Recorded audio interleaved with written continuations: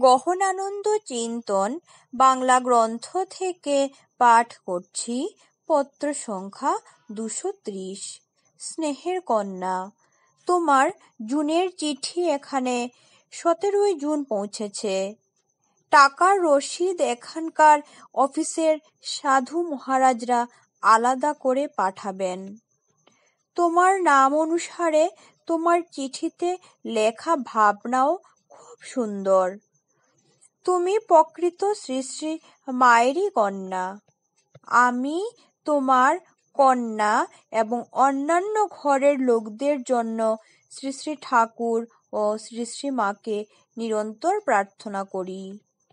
ইতি তোমারই শুভচিন্তক স্বামী গহনানন্দ। ওম শান্তি শান্তি শান্তি। হরি ওম তৎসৎ। শ্রীরামকৃষ্ণার্পণমস্তু। গহনানন্দ